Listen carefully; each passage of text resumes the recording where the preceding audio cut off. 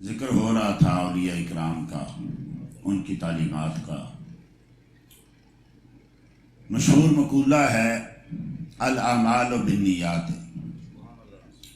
والمحبت بالافعال۔ عمل جو ہیں یہ نیتوں پر ہوتے ہیں، اور جو محبت ہوتی ہے یہ افعال کے ساتھ ہوتی ہے، کرنے کے ساتھ ہوتی ہے، یعنی اس کا ظاہر ہوتا ہے۔ عمل کیا، اس کی نیت کا تعلق دل سے ہے، لیکن جیسا ہم میں سے ہر آدمی کا دعویٰ ہوتا ہے میں محب رسول ہوں، میں عاشق رسول ہوں، میں عاشق اولیاء ہوں، میں ان کا غلام ہوں، تو یہ محبت کیسے صرف کہنے سے ہوگی، صرف دل میں نیت کرنے سے ہوگی؟ نہیں، یہ افعال کے ساتھ ظاہر ہوتی ہے، یہ اعمال کے ساتھ ظاہر ہوتی ہے، یہ کردار کے ساتھ ظاہر ہوتی ہے۔ یعنی جس کے ساتھ محبت ہے اس کے اعمال کی طرح اعمال، اس کے افعال کی طرح افعال، اس کے کردار کی طرح کردار، اس کے کلام کی طرح کلام، اس کی سوچوں کی طرح سوچیں ہوں گی تو پھر محبت ہوگی۔ آج بہت بڑا آپ دیکھتے ہیں، عام طور پہ جس سے بھی آپ ملیں یا ملائیں لوگ اس سے ملیے، یہ بہت بڑا عاشق رسول ہے جی، فلاں بہت بڑا عاشق رسول ہے۔ کیا ہے بھائی عشق رسول کا؟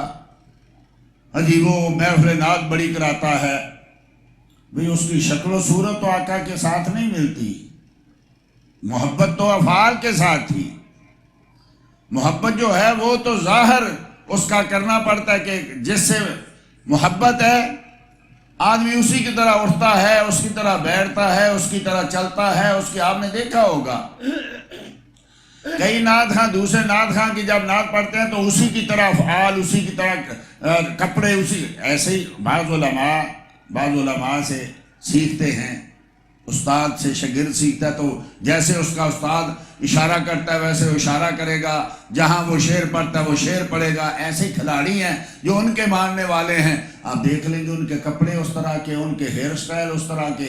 آہستہ آہستہ کیا ہو گیا، ہماری داڑیاں بھی کچھ لوگوں کی طرح ہوگی، نبی کریم کی کیسی ہے یہ نہیں، ہمارے کپڑے بھی ویسے ہی ہو گئے۔ تو محبت کا جس سے دعویٰ ہے وہ ہمیں پتہ چلے گا کہ جس سے محبت کرتا ہے کیا اس کا طریقہ وہی ہے؟ یہ صحابہ کو دیکھ لیں، تابعین کو دیکھ لیں، اولیاء کو دیکھ لیں، ان کا ہر سوچنے کا جو طریقہ تھا وہ تھا جو مصطفیٰ کا ہے۔ لیکن ہم بالکل الٹ، ہم ہر روز دعا مانگتے ہیں اہدنا الصراط المستقیم، یا اللہ ہمیں سیدھی راہ چلا۔ کون سی سیدھی راہ؟ صراط الذین انعمت علیہم، ان لوگوں کی راہ جن پر تیرا انعام ہوا۔ یعنی راستے میں بھی اللہ جل مجد الکریم نے، صراط مستقیم میں بھی اللہ نے کسی کا وسیلہ ڈالا کہ کون سی راہ؟ جو میرا دل چاہے وہ راہ سیدھی ہے، جو میں سمجھوں وہ سیدھی ہے؟ نہیں، جن پر تیرا انعام ہوا۔ انعام کن پر ہوا ہے؟ انعم اللہ علیہم من النبیین، کن پہ انعام ہوا؟ انبیاء پہ۔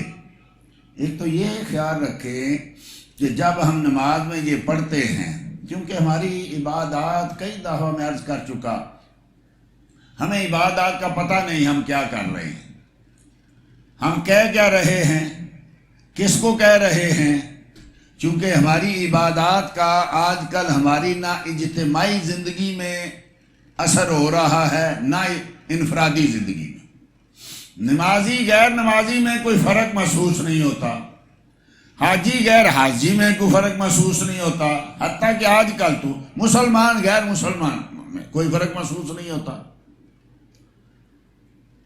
تو چونکہ ہمیں پتہ نہیں ہم کر کیا، ہم جو کر رہے ہیں، جو لوگ نماز پڑھ رہے ہیں وہ بھی شاید ایک فارمیلٹی پوری کر رہے ہیں، ان کو بھی نہیں پتہ میں کیا کر رہا ہوں، میں اللہ سے کیا مانگ رہا ہوں، میں اللہ سے کیا کہہ رہا ہوں۔ تو جب پتہ ہی نہیں ہے مانگا کیا ہے، کس سے مانگا ہے، تو اس کا اثر کیا ہوگا؟ ہماری نمازوں کا ہم پہ اثر نہیں، ہم ہر سال حاجی بڑھتے جاتے ہیں لاکھوں میں، لیکن کوئی کردار حاجی کا اپنے معاشرے میں، اپنے گھر میں، اپنے محلے میں اپنی مسجد میں کوئی نہیں، نمازی کا کوئی نہیں، حاجی کا کوئی نہیں، اسی طریقے سے دیگر بھی زکوٰۃ دینے والا نہ دینے والا، روزہ رکھنے والا نہ رکھنے والا، الا ماشاء اللہ۔ تو ہم کو چونکہ پتہ نہیں، ہم ہر روز ان لوگوں کی راہ مانگتے ہیں جن لوگوں پہ رب کا انعام ہوا۔ جب رب کا انعام جن جن پہ ہوا، جب ہم یہ کہیں گے تو دل میں خیال آئے گا کہ نہیں آئے گا؟ چونکہ ہمیں نہیں آتا، کبھی ہمیں پتہ ہی نہیں ہم کیا کہہ رہے ہیں، یہ کس کس پہ انعام ہوا، میں کس کس کا راستہ مانگ رہا ہوں۔ مصطفیٰ کریم صلی اللہ تعالی وسلم ہمارے آقا مولا پہ انعام ہوا، سیدنا موسیٰ پہ ہوا، سیدنا عیسیٰ پہ ہوا، حضرت سیدنا یحییٰ و زکریہ پہ ہوا، 1,00,000 کم و بیش 24,000 پیغمبر و رسل پہ ہوا، پھر سیدنا صدیق اکبر پہ ہوا، سیدنا فاروق اعظم پہ ہوا، سیدنا عثمان غنی پہ ہوا، مولا علی پہ ہوا، حسنین کریمین پہ ہوا۔ یہ ان سب پہ رب کا انعام ہوا کہ نہیں ہوا؟ غوث اعظم پہ، داتا علی حجویری پہ، خواجہ اجمیری پہ انعام ہوا کہ نہیں ہوا؟ تو جب ہم یہ نام لیں گے صراط الذین انعمت علیہم، تو یہ ان سب کا خیال دل میں آئے گا کہ نہیں آئے گا؟ وہ کبھی آیا نہیں، اس لیے ہمیں پتہ بھی نہیں ان کی راہ کون سی ہے، مانگی کون سی تھی۔ اب ایک تو اس سے دو مسئلے، ایک تو یہ کہ خیال آیا اتنے انبیاء کا، اتنے اولیاء کا، تو نماز کا فائدہ ہوا، نماز کا نقصان نہیں ہوا۔ وہ لوگ جو کہتے ہیں نبی کا خیال نہیں آنا چاہیے، جب تم درود پڑھو گے، مصطفیٰ کا نام لو گے، اللہم صلی علی سیدنا محمد کہو گے، تو کون محمد صلی اللہ علیہ وآلہ وسلم؟ حسین میں خیال نہیں آیا نا کبھی، السلام علیکہ ایھا النبی، اے آقا آپ پہ سلام، تو دل میں کبھی خیال نہیں آیا، ہم نے کبھی اس کو دل میں حاضر نہیں کیا، تو اس لیے فائدہ بھی نہیں ہو رہا۔ بھئی اگر تم دکان پہ جاتے ہو ایک چیز مانگتے ہو، وہ نہیں دیتا جو تم نے مانگی، کوئی بھی چیز پکڑاتا ہے جیب میں ڈال کے آ جاتے ہو؟ نہیں، جو چیز آپ مانگ رہے ہیں اس کی شکل آپ کے ذہن میں ہے، وہ چیز وہی دے گا تو تم قبول کرو گے، وہ چیز وہ نہیں دے گا تم کہو یار میں نے مانگا کیا، تم نے دیا کیا؟ اور اگر کوئی بچہ جائے یا کوئی مجنون جائے، پاگل جائے، وہ کچھ مانگے، وہ کچھ دے، وہ جیب میں ڈالے آ جائے، جہاں دینی تھی وہاں جا کے دے، وہ کہے یہ کام نہیں کرتی، یہ وہ چیز نہیں ہے جو آپ سے مانگی گئی تھی۔ کہیں ایسا نہ ہو کہ ہم نمازیں پڑھ کے جائیں وہاں کہیں یہ وہ نہیں ہے جو آپ سے مانگی گئی تھی، یہ کیا لے کے آ گئے ہو؟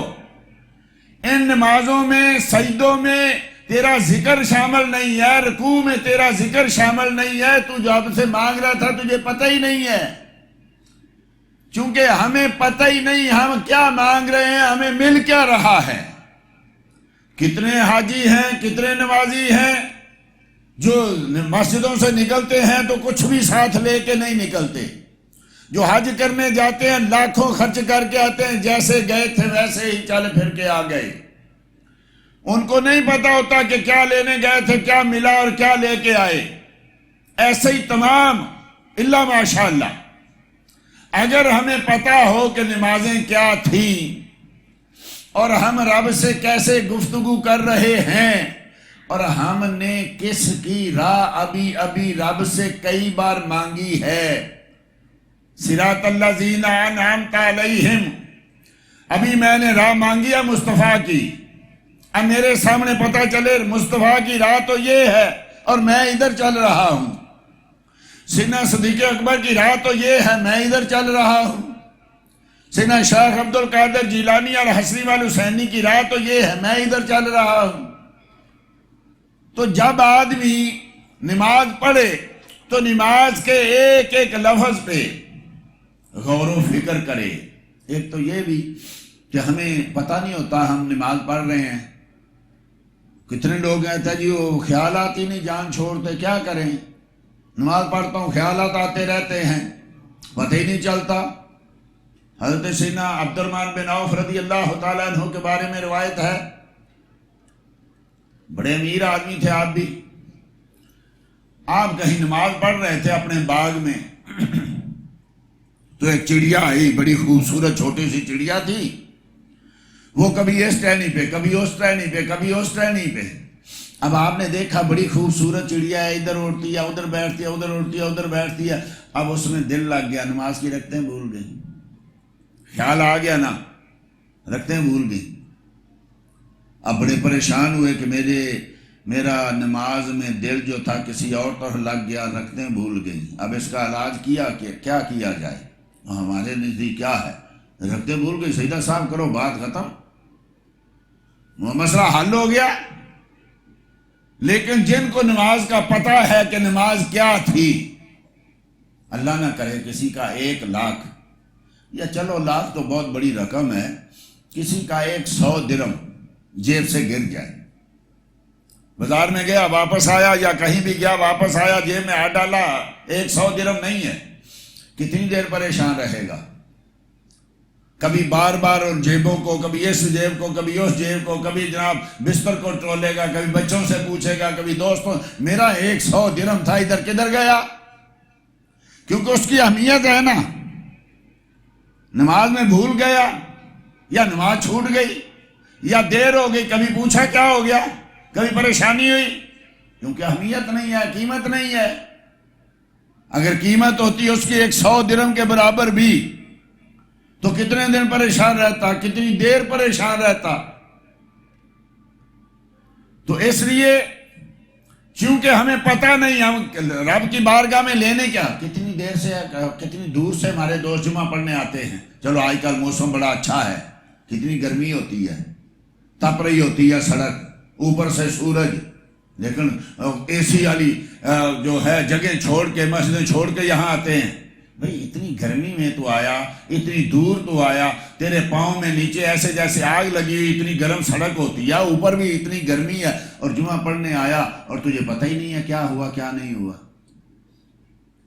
کیا بیان کیا ہوا، مسائل کیا ہوئے، میں نے کیا حاصل کیا۔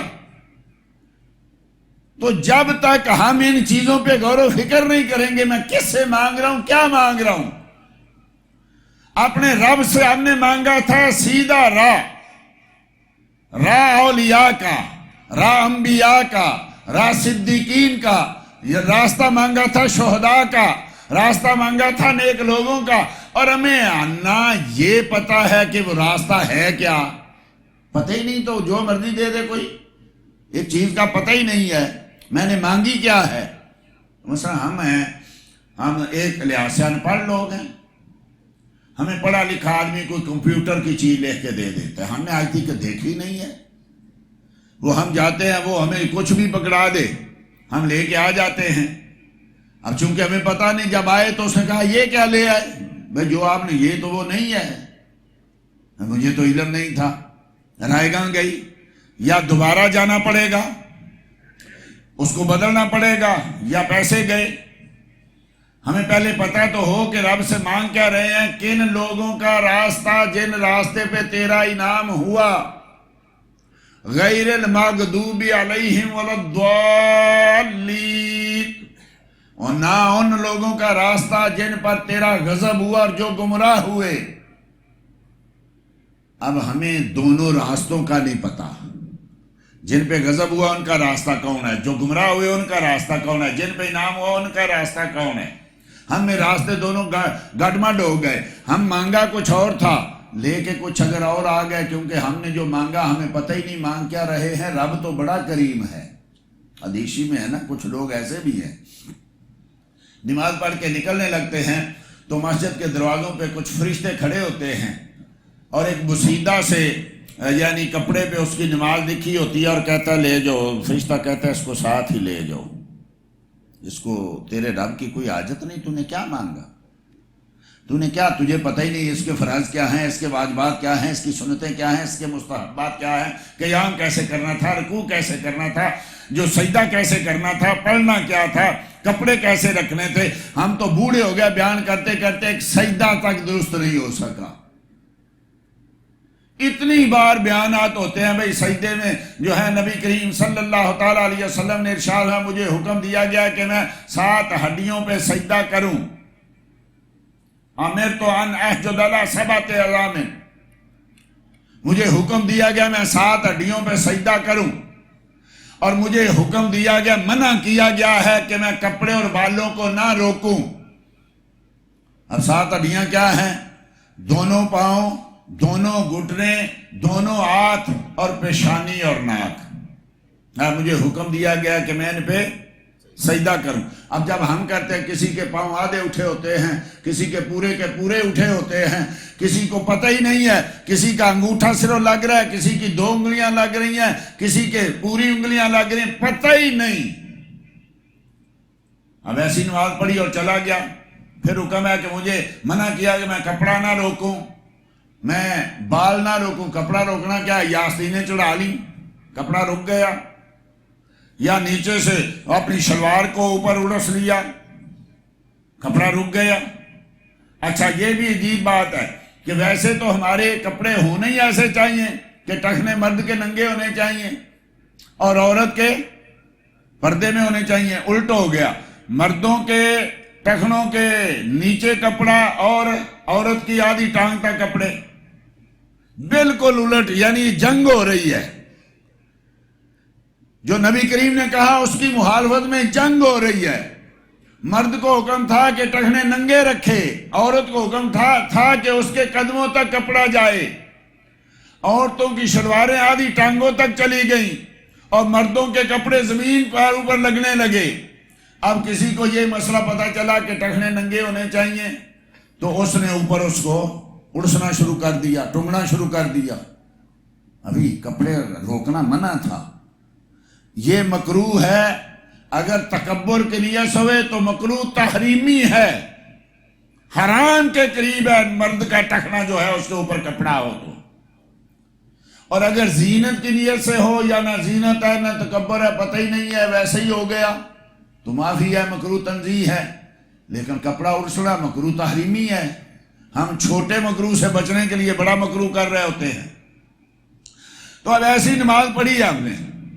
پھر بعض اوقات ہوتا ہے کہ آدمی جو ہے وہ کھیل رہا ہوتا ہے، نماز میں بھی کھیل رہا ہوتا ہے۔ نبی کریم صلی اللہ علیہ وسلم نے فرمایا جو نماز کا چور، عرض کی یا رسول اللہ نماز کا کیا چور ہے؟ یہ کھڑا نماز میں ہے اور پہنچا کہیں اور، یہ نماز کی چوری ہے۔ تو اس لیے عرض یہ کر رہا ہوں کہ جو چیز جیسے نماز ہم نے پڑھنی تھی اس میں جو ہم نے مانگنا تھا وہ ہم نے مانگا، ہم نے نہیں پتا کیا مانگا، ہمیں پتہ ہی نہیں ہے۔ اب جب پتہ ہوگا تو پھر ہم ایک ایک بات پہ، میں نے رب سے یہ وعدہ کیا تھا، میں نے یہ آیت پڑھی تھی۔ اچھا، یہ جو ہم نماز وتر پڑھتے ہیں اس میں دعائے قنوت پڑھتے ہیں، اس میں ایک لفظ ہے نخلا و نترک من یفجرک۔ اس کا معنی کیا ہے؟ نخلاؤ نکلنا، الگ ہونا، نترک کو ترک کر دینا، چھوڑ دینا۔ ہم ہر اس شخص کو چھوڑ رہے ہیں باری تعالیٰ، ہم ہر اس شخص سے الگ ہو رہے ہیں من یفجرک، جو تیری نافرمانی کرتا ہے۔ یہ روز ہم رب سے وعدہ کرتے ہیں، یا اللہ تیری شریعت کے مخالف سے ہمارا کوئی رشتہ نہیں، دین کے مخالف سے ہمارا کوئی رشتہ نہیں، فاسق و فاجر سے ہمارا کوئی رشتہ نہیں۔ روز ہم رب سے یہ کہہ رہے ہیں، نخلا و نترک کو دور ہو گئے، ہم چھوڑ دیا، ہم نے ترک کر دیا، ہم نے جدا ہو گئے۔ ہم ہر اس شخص سے جو نماز نہیں پڑھتا، ہر اس شخص سے جو جھوٹ بولتا ہے، ہر اس شخص سے جو شراب پیتا ہے، ہر اس شخص سے جو دین میں آ کے دین کے نام پہ مذاق کرتا ہے، ہر فاسق و فاجر سے ہم جدا ہو گئے۔ روز پڑھتے ہیں، پتہ ہے ہم نے کبھی یہ اس پہ غور کیا؟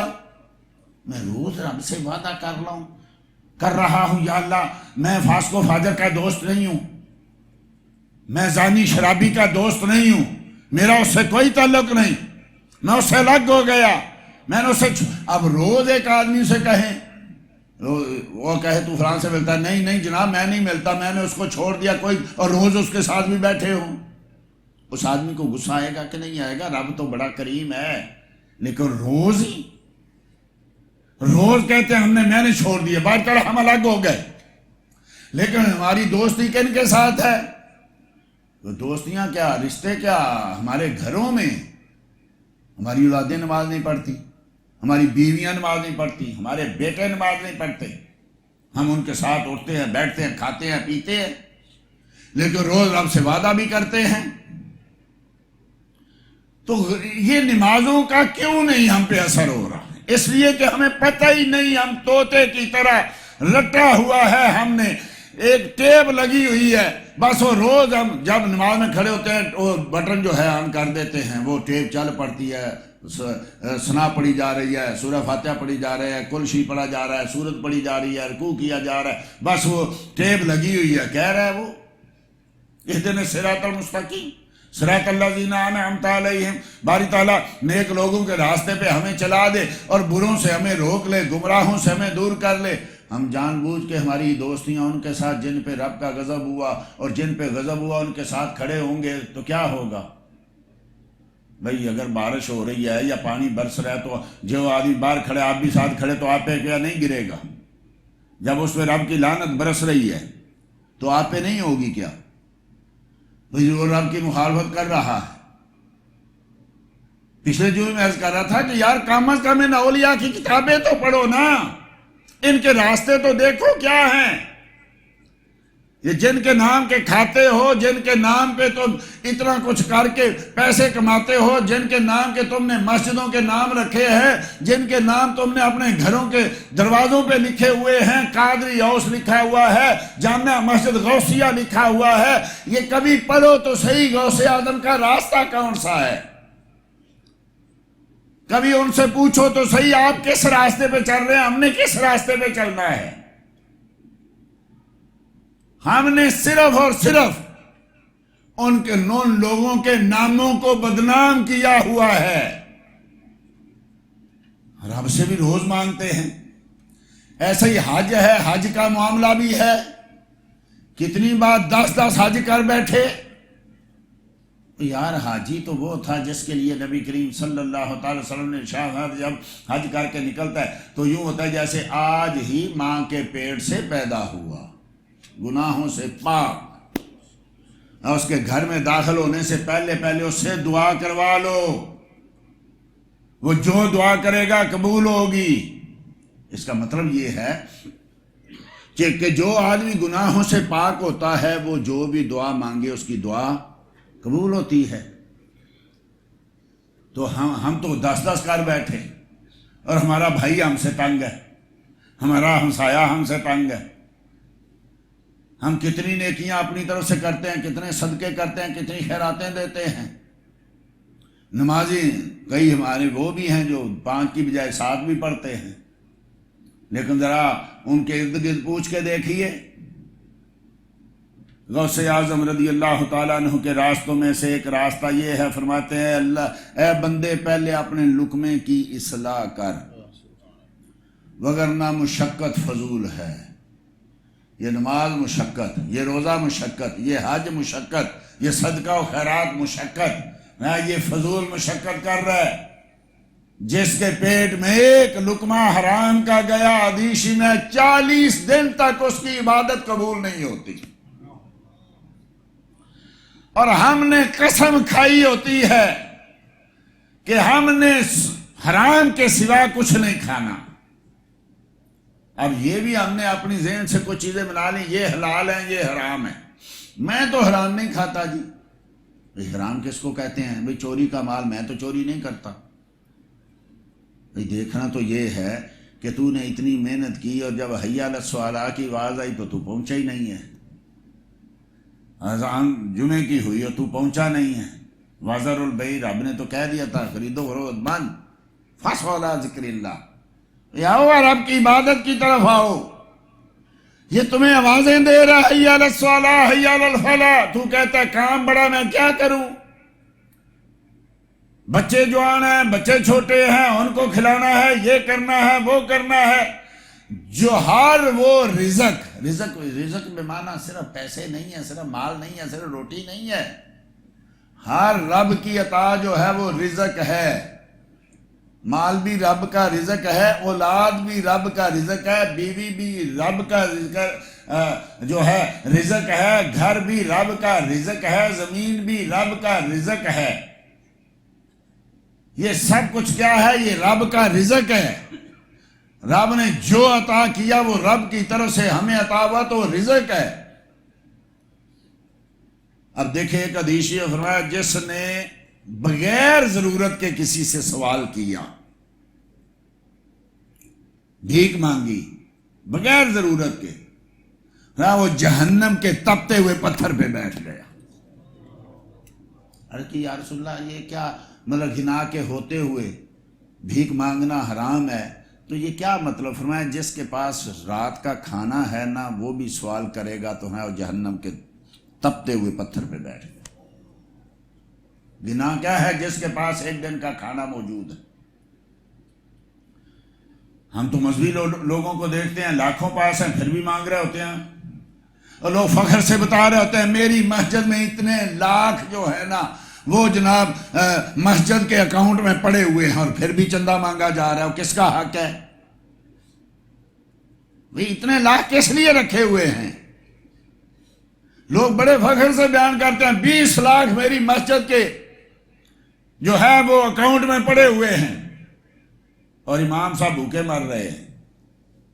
ارے وہ اس کا حق تھا، اس کو دو، فخر ہے، لیکن مانگنا بھی ضرور ہے اپنے لیے یا دین۔ ہم نے دین کے لیے بھی تو یہ بھی تو علماء نے بیان کیا نا کہ مسجد میں کسی کو نہ دیں، بلکہ بعض ہمارے فقہا نے تو لکھا کہ مسجد میں بھیک مانگنے والے کو دینا جو ہے یہ ثواب کی بجائے گناہ ہو جاتا ہے۔ مسجدیں اس لیے تو نہیں بنی، لیکن بعض اوقات ہوتا ہے کہ بھی پتہ نہیں ہوتا واقعی حقدار ہے، تو فرمایا مسجد کے باہر نکل کے اس کو دے دو۔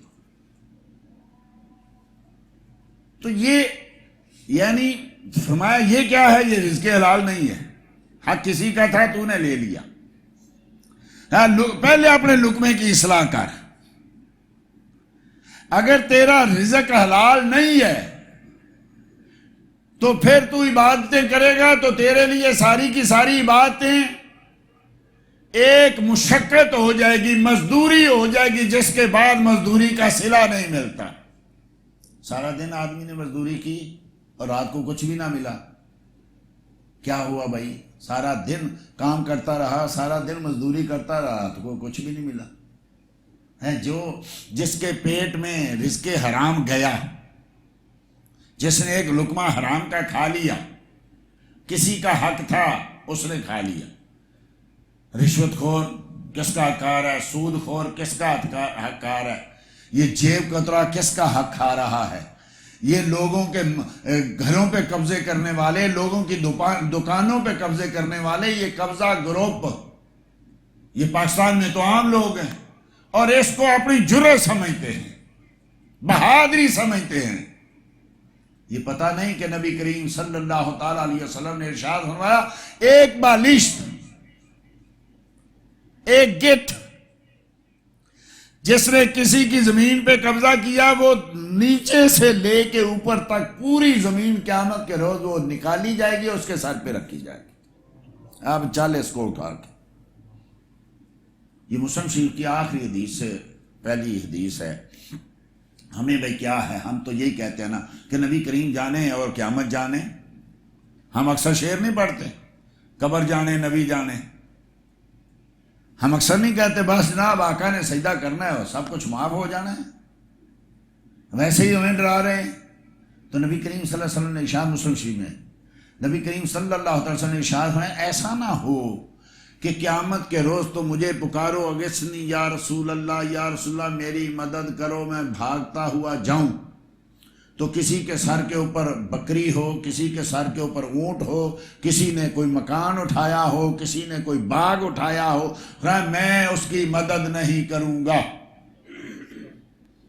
اب بتائیے اگر نبی نے ہاتھ اٹھا لیا علیہ الصلوۃ والتسلیم، میرے آقا نے اگر ہاتھ اٹھا لیا تو کوئی ہے جو رب کے غضب سے ہمیں بچائے؟ کوئی ہے؟ عرض کی یا رسول اللہ کیا یہ بکری، کیا یہ اونٹ، کیا یہ مکان، کیا مطلب ہے اس کا؟ فرمایا جس نے کسی کی بکری ہتھیا لی وہ اس کے سر پہ رکھی جائے گی، جس نے کسی کا اونٹ چھین لیا یا چوری کر لیا وہ اس کے سر پہ رکھا جائے گا، جس نے کسی کا مکان پہ قبضہ کر لیا وہ اس کے سر پہ رکھا جائے گا، اب یہ یہاں ہم تو 10 قدم نہیں چل سکتے 10 کلو اٹھا کے. میں مثلا فرض کریں 10 کلو اٹھا سکتا ہوں، میرے سر پہ کوئی 1 من رکھ دے 2 من رکھ دے، کتنے قدم چلوں گا؟ اور وہاں تو منزلیں بھی بڑی لمبی ہیں، کوئی 10 قدم کا مسئلہ بھی نہیں ہے، کوئی 2-4 قدم کا مسئلہ بھی نہیں ہے، کتنا چلنا پڑے گا؟ کبھی سوچا؟ وہ جو نبی کریم صلی اللہ علیہ وسلم نے ارشاد فرمایا نا کہ ظالم و مظلوم دونوں کی مدد کرو، تو جو ظالم ہے اس کو بھی بتایا کرو یار تو بچ قیامت کے روز تو یہ جو کر رہا ہے نا، یہ بچ سے یہ قیامت کے روز تیرے سر پہ رکھا جائے گا. ہم فخر کرتے ہیں کسی کے گھر پہ قبضہ ہو جائے، کسی کی زمین پہ قبضہ ہو جائے، کسی کی دکان.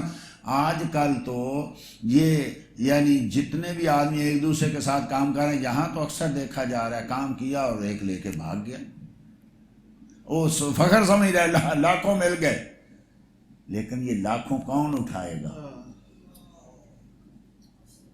یہ جو جمع کر رہے ہو، وَيْلٌ لِكُلِّ هُمَزَةٍ لُمَزَةٍ الَّذِي جَمَعَ مَالًا وَعَدَّدَهُ يَحْسَبُ أَنَّ مَالَهُ أَخْلَدَهُ كَلَّا لَيُنبَذَنَّ فِي الْحُطَمَةِ وَمَا أَدْرَاكَ مَا الْحُطَمَةُ نَارُ اللَّهِ الْمُوقَدَةُ. بربادی ہے اس شخص کے لیے جو منہ پہ آئے تو تانا زنی کرے.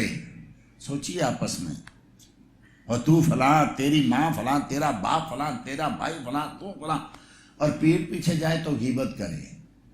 ذرا اٹھ کے آدمی جائے تو اسی وقت شروع ہو جاتا ہے، یہ کرتا ہے، یہ وہ کرتا ہے. یعنی پوری دنیا کی کہ گناہ جو ہیں پوروں پہ گن جاتے ہیں اور اپنا کچھ پتہ نہیں ہوتا. اور بربادی ہے اس کے لیے جو مال جمع کرتا ہے، گن گن کے رکھتا ہے، کتنے ہو گیا کتنے ہو گیا، روز حساب لگاتا ہے. اس کا مطلب یہ ہے، چاہتا یہ ہے، وہ یہ پسند یہ کرتا ہے کہ مال اس کے پاس ہمیشہ رہے گا اور اس کو پیر لگا دے گا. خبردار، ضرور بر ضرور تم اس مال کی وجہ سے، تم اس غیبت کی وجہ سے، تم اس طعنہ زنی کی وجہ سے ضرور حطمہ میں ڈالے جاؤ گے. اور کیا ہے حطمہ؟ تو کیا جانتا ہے؟ رب کہتا ہے تو کیا جانتا ہے؟ حطمہ کیا ہے؟ نار اللہ الموقدہ، رب کی سلگائی آگ ہے. فی عمد ممددہ، یہ ستون بنائے جائیں گے. اور جیسے ستونوں میں سریا ڈالا جاتا ہے، جیسے ستونوں میں جو ہے ریت اور سیمنٹ ڈالا جاتا ہے، ایسے ستون بنا کے نا تو ان میں تمہیں ڈالا جائے گا، آگ کے ستون. یہ تمہاری دولت، یہ تمہاری غیبت، یہ تمہارا کسی پہ ظلم و ستم، یہ مال و دولت جس کی زکات نہیں دی، جس کا صدقہ نہیں دیا، جو کسی کی کھا لی، جو کسی پہ قبضہ کر لیا، سمجھتے ہیں میں اپنی اولاد کے لیے جائیداد بنا رہا ہوں. تو اپنی اولاد کے لیے جہنم خرید رہا ہے. یہ ستون بنائے جائیں گے اور ان میں ڈالا جائے گا تمہیں. یہ صرف تمہارے جسموں کو نہیں جلائے گی، تمہارے دلوں تک، جس میں اس کی محبت تھی نا اس مال کی، یہ تمہارے دلوں تک پہنچے گی.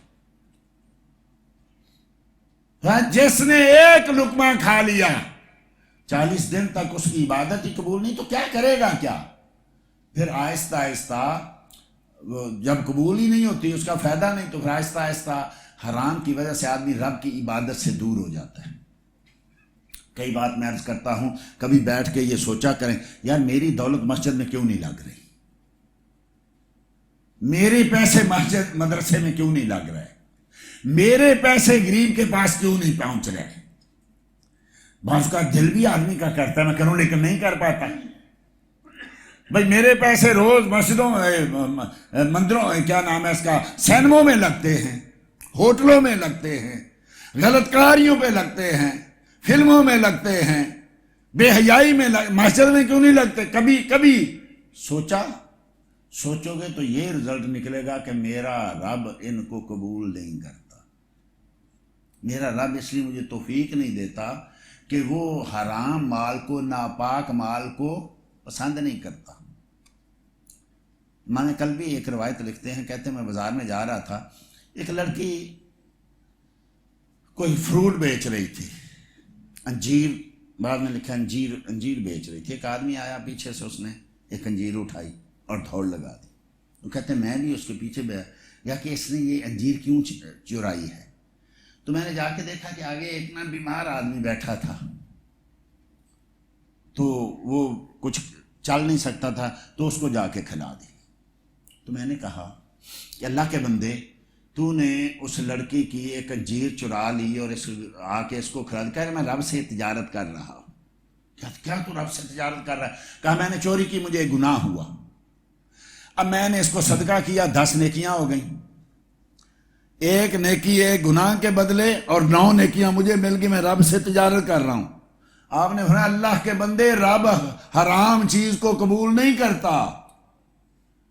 یہ صدقہ کرنا لوگوں کی غلط اور اتنا ناجائز منافع اٹھا کے، لوگوں کے جیبیں کاٹ کے، لوگوں کی چوریاں کر کے پھر جا کے دسترخوان لگا دینا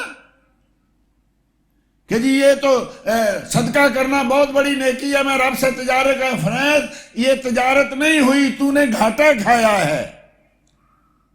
رب پاک ہے اور پاک چیز کو پسند کرتا ہے، چوری کے مال کو پسند نہیں کرتا.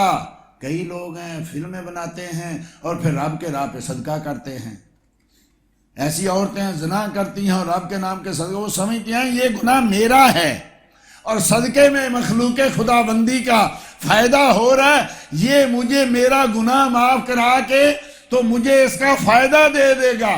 ارے تجھے کوئی کھانے کے لیے کوئی گندی چیز دے دے، کہ میں تو اس کو دیا ہے، کھائے نہ کھائے، وہاں سے گندگی اٹھائی، کسی جانور کی پوٹی اٹھائی، اٹھا کے جا کے دے دی اور بعد میں کہا میں اس کو کھانے کو دے. ارے یہ کھانے والی چیز نہیں ہے، وہ پاک آدمی ہے، کتا نہیں ہے جو پوٹی کھائے گا، وہ انسان ہے بلا مثال و تمثیل. یہ لوگوں کا مال چھین کے اور اس کا صدقہ کرنا اور بعد میں سمجھنا کہ میں نے رب سے یہ تجارت کی ہے، ایک میں نے غلط کیا لیکن اس کا ایک گناہ ہے، صدقے کا تو بہت بڑا فائدہ ہے اور میں نے وہ فائدہ حاصل کر لیا. یہ اپنے آپ کو تو دھوکہ دے رہا ہے. اگر ہم اپنے رزق کی اصلاح نہ کر پائیں تو پھر آہستہ آہستہ رب اپنی عبادت اس کی لذت چھینتا ہے. پھر آدمی نمازی ہوتا ہے، چونکہ فائدہ نہیں ہو رہا نمازیں چھوڑ جاتا ہے، نیکیاں چھوڑ جاتا ہے. کیوں؟ اس لیے کہ اس کو اس کا فائدہ نہیں ہو رہا. فائدہ ہو تو آدمی کام کرے. اب وہ حرام ہونے کی وجہ سے جو اس نے کھایا، نبی کریم صلی اللہ علیہ وسلم ایک آدمی آتا ہے، وہ آ کے یا اللہ اللہم اللہم اللہم. اب حدیثی میں جب آدمی کہتا ہے نا اللہم یا اللہ میرے رب، تو رب کی رحمت متوجہ ہوتی ہے. پھر جب دوسری بار کہتا ہے، رب کہتا ہے لبیک یا عبدی، میرے بندے کیا حکم ہے، تو کہہ کے تو دیکھ، تو حکم کر رہا ہے، کتنا کریم ہے. لبیک، میں حاضر ہو گیا، میری رحمت حاضر ہو گئی. جب تیسری بار کہتے ہیں اللہم، رحمت کے دروازے کھل جاتے ہیں. لیکن ایک آدمی آ کے ایسے ہی اللہم اللہم اللہ لیکن ملبسہ حرام مطعمہ حرام، لیکن اس کا جو لباس پہنا ہوا ہے وہ حرام کا ہے. وہ جو اس نے خریدا ہے نا وہ حلال کی کمائی کا نہیں ہے. جو ابھی کھا کے آیا ہے وہ حرام ہے، حلال نہیں ہے. اس کی ان پکاروں کو، ان آوازوں کو رب کیا کرے گا؟ جس کا گوشت حرام کے مال سے پرورش پائے وہ جہنم میں جائے گا، وہ جنت میں نہیں جا سکتا. ہم تو کسی جگہ کسی آدمی سے کوئی تھوڑی بہت کبھی کوئی جائے نہ پتہ ہو اس کی قیمت یہ ہے، کوئی غلطی سے 5 دن ہم کم لگا دیں، ہم 4 دن خوش ہوتے رہتے ہیں. ارے بھائی اس کو بتاؤ غلطی ہو گئی تو اس کی قیمت اتنی نہیں ہے، اور تجھ سے اس کا دوبارہ حساب لگا، یہ تجھ سے غلطی ہو گئی. ہم کسی بس میں بیٹھیں، کنڈکٹر وہ ٹکٹ لینی بھول جائے نا، پیسے لینے، تو ہم سارا سفر خوش ہوتے رہتے. اس نے مجھ سے مانگے نہیں، میں نے دیے نہیں. ارے خوش ہونے والی بات نہیں ہے، یہ سوچنے والی بات ہے۔ اس کو واپس دے، اس کو واپس کر۔ ہم جن لوگوں کا راستہ ڈھونڈ رہے ہیں وہ راستہ یہ ہے کہ اپنے لقمے کی اصلاح کر پہلے سب سے۔ دیکھ، تو کسی کا مال تو نہیں کھا رہا، کسی کا حق تو نہیں کھا رہا، کسی کے حق پہ قبضہ تو نہیں کر رہا۔ اگر کر رہا ہے تو یہ مشقتیں ہیں، کوئی فائدہ نہیں ہوگا۔ ہماری نمازوں کے ہمارے چہروں پہ اثرات کیوں نہیں ہیں؟ ہماری بولنے میں ہماری نمازوں کے اثرات کیوں نہیں ہیں؟ ہمارے معاشرے میں مسجدیں تو خوبصورت سے خوبصورت بنتی جا رہی ہیں، مہنگی سے مہنگی بنتی جا رہی ہیں، ان کو تو سجایا جا رہا ہے، لیکن مسجدوں کا اندر بار سجانا اپنے اندر بار کو روشن نہیں کر رہا۔ تو اس لیے غوث اعظم شیخ عبد القادر جیلانی الحسنی والحسینی رحمت اللہ تعالی علیہ ورضی اللہ تعالی عنہ، ان کا راستہ کیا ہے کہ حرام مال نہیں کھانا، حرام مال نہیں کھانا، یہ لے جائے گا تباہ کر دے گا۔ یہ تو نہیں کہ رشوت کھائے اور بعد میں 11ویں کا ختم دے دے، 11ویں ہر مہینے دینی، لیکن وہ کدھر سے آ رہا ہے مال، وہ کس کا مال ہے؟ وہ سمجھتا میں نے یہ کر کے غوث اعظم کو بھی خوش کر لیا اور اللہ کو بھی خوش کر لیا اور اللہ کے حبیب کو بھی خوش کر لیا، میں نے اتنے لوگوں کا پیٹ بھر دیا آگ سے، حرام سے۔ کھانے والے کو تو یہ فائدہ ہو گیا کہ اس نے کھا لیا، لیکن یہ بھی رکھا اب ہم وہ تو ہے نہیں ہے۔ کسی نے میں نے ایک حکایت پڑھی، بغداد کا شہر تھا، کوئی مانگنے والا تھا، مانگتے مانگتے حضرت جنید بغدادی رضی اللہ تعالیٰ عنہ کے گھر کے پاس سے گزرا، صدا لگائی، اندر سے آواز آئی کہ کچھ لیتے جاؤ، تو کھانا پڑا ہوا تھا، اس نے دے دیا۔ اب وہ اللہ کے بندے نے کھانا کھایا تو وہ چیخنے لگا۔ اب وہ ہماری طرح کا تو نہیں تھا نا، حلال کھاؤ حرام کھاؤ پتہ ہی نہ چلے۔ اب وہ چیخنے لگا مجھے کیا کھلا دیا، کیا کھلا دیا۔ صبح اٹھا، فجر تہجد چھوٹ گئی، پریشان، کہا کہاں سے کھایا؟ کہا جنید بغدادی کے گھر سے، اللہ کے ولی کے گھر سے کھایا۔ جنید بغدادی کو پتہ چلا، فرمایا اتنے دن ہو گئے میرے گھر میں تو کھانا پکا ہی نہیں ہے، تو نے کیسے کھا لیا؟ گھر میں پکانے کو کچھ ہے ہی نہیں ہے۔ کہا میں نے آپ کے گھر سے کھایا۔ پتہ چلا کہ کوئی آدمی آ کے دے گیا تھا اور حضرت جنید بغدادی گھر میں نہیں تھے، تو کوئی آدمی دے گیا۔ اب بار سائل نے آواز لگائی تو غلام نے جو گھر میں نوکر تھا اس نے سائل کو دے دیا۔ وہ سائل کو بھی پتا تھا جو حضرت جنید بغدادی کے دروازے پہ آئے گا وہ ہماری طرح نہیں ہوگا۔ حضرت امام احمد بن حنبل کے دو بیٹے ہیں، ایک محدث ہیں عبداللہ اور دوسرے جو ہیں یا یہ ہیں قاضی۔ تو کئی دن گھر سے کھانا نہیں پکا تو غلام نے سوچا کہ چلو آپ کے بیٹے کے گھر سے لا کے پکا دیتے ہیں۔ قاضی صاحب کے گھر سے کھانا پکا، روٹی پکی، جب وہ ہاتھ لگایا نا تو کہا یہ تو آٹا ایسے لگتا ہے جیسے چھنا ہوا آٹا ہے۔ کہا ہاں۔ کہا یہ کہاں سے آیا؟ کہا یہ آپ کے بیٹے کے گھر، وہ تو قاضی ہے۔ ہاں بیٹا تو ہے نا، اس کھانے کو باہر لٹکا دے، کسی مانگنے والے کو دے دینا، میں نہیں کھاؤں گا، بیٹے کا گھر ہے لیکن گورنمنٹ کا ملازم ہے، قاضی ہے۔ آج ہم ان لوگوں پہ اعتراض کرتے ہیں، ان ائمہ پہ ہم اعتراض کرتے ہیں، میں کیوں ائمہ کو مانوں، میں کیوں تقلید کروں؟ اپنی حالت دیکھو، باہر لٹکا دے، لیکن جو بھی سائل آئے اس کو بتانا ہے قاضی کے گھر کا کھانا ہے۔ 3 دن تک کھانا وہیں پڑا رہا، کسی سائل نے بھی نہیں کھا، اس کو دریا میں پھینک۔ یہ تھے ہمارے امام،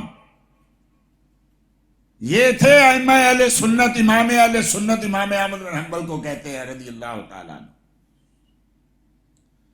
آج ہم لٹھ لے کے ان کے پیچھے پڑے ہوتے ہیں، لیکن جو ماننے والے ہیں ان کو بھی کیا پتہ۔ امام اعظم کا واقعہ میں نے کئی بار عرض کیا، کہ وہ تاجر تھے، پچھلی بار بھی شاید میں نے عرض کیا، تو کپڑے کا تھان جو تھا اس میں تھوڑا سا نقص تھا، اور وہ بیچنے والے غلام کو پتہ نہیں چلا، اس نے بیچ دیا۔ اللہ اکبر! ہم تو انعام دیتے کہ تو نے اچھا کیا بھائی، تو نے وہ آدھی قیمت والا بھی پوری قیمت پہ بیچ دیا، بہت اچھا، تو میرا بھائی نوکر ہے، ملازم ہے، تیرے جیسے ملازم ہونے چاہیے۔ میں آج کی ساری کمائی جو ہے صدقہ کر، یہ ہیں ان لوگوں کے راستے۔ صراط الذین انعمت علیہم، یا اللہ ان راستوں پہ چلا۔ کچھ اتنے تو عید پرست ہوئے کہ ان کا ذکر نہ آئے، ان کا خیال نہ، تک نبی کا خیال بھی نہ آئے، اور کچھ ہم جیسے اتنے غافل ہوئے کہ ہم کو پتہ ہی نہیں ہم کن کا راستہ مانگ رہے ہیں۔ جن پہ تیرا غضب ہوا ان کے راستے پہ نہ چلانا۔ کون ہے وہ؟ کافر ہے، یہودی ہے، عیسائی ہے، ان کے راستے پہ نہ۔ ہم کن کے راستے پہ چل رہے ہیں؟ اپنی شکلیں دیکھیں ذرا، اپنے کپڑے دیکھیں، اپنے بالوں کا اسٹائل دیکھیں، اپنی گفتگو کا اسٹائل دیکھیں، آپ دیکھیں ارد گرد ہم کن کے راستوں پہ چل رہے ہیں۔ روز ہم مانگ رہے ہیں یا اللہ ان کے راستے پہ نہ چلانا، جس طرح دعا ہی مانگنا ہے۔ مجھے شراب نہ پلانا، مجھے شراب، تو خود پکڑ کے پیتا جا رہا ہے۔ ارے رب کریم نے ہمیں جو یہ راستے دکھائے ہیں تو اس پہ عمل بھی کرنا ہے۔ غوث اعظم رضی اللہ تعالیٰ عنہ کے کتابیں دیکھیں، ان کے راستے دیکھیں۔ کہیں آج کل تو یہ ہارے کا کیا ہاتھ میں موبائل ہے نا، ہر چیز دیکھ تو اس پہ لکھو نا تعلیمات غوث اعظم، اسے نکالو نا، اردو میں ملیں گی، انگلش میں ملیں گی، عربی میں ملیں گی، فارسی میں ملیں گی۔ ان کے فرمودات لکھ لو، ان کی تعلیمات لکھ لو، ان کا طریقہ لکھ لو، سب کچھ تمہیں یہ دے دے گا۔ یہ اگر کرکٹ دکھاتا ہے، فلمیں دکھاتا ہے، موویاں دکھاتا ہے، تو یہ بھی دکھاتا ہے۔ اس سے کبھی یہ بھی نکال کے پڑھ لو کہ میں ہر مہینے جس کی 11ویں دیتا ہوں اس کا راستہ کون سا ہے، ان کا طریقہ کون سا ہے، وہ کھاتے کیا ہیں، پہنتے کیا ہے، چلتے کیسے ہیں، بیٹھتے کیسے ہیں۔ تو اس لیے اگر ان سے یاری لگانی ہے تو پھر ان کی طرح رہنا بھی ہمیں سیکھنا ہوگا، ان کی طرح بولنا بھی ہمیں سیکھنا ہوگا، ان کی طرح کھانا بھی ہمیں سیکھنا، ان کی طرح رب کی عبادت بھی ہمیں کرنی پڑے گی۔ دعا کریں اللہ جل مجد الکریم ہمیں ان گفتگوؤں سے آگے بڑھنے کی توفیق عطا فرمائے، ہمیں ان باتوں پہ عمل کرنے کی توفیق عطا فرمائے۔ وما علیہ الا البلاغ المبین۔ دین کی بات پھیلانا صدقہ جاریہ ہے، ثواب کی نیت سے ویڈیو کو شیئر ضرور کیجیے۔ جزاک اللہ۔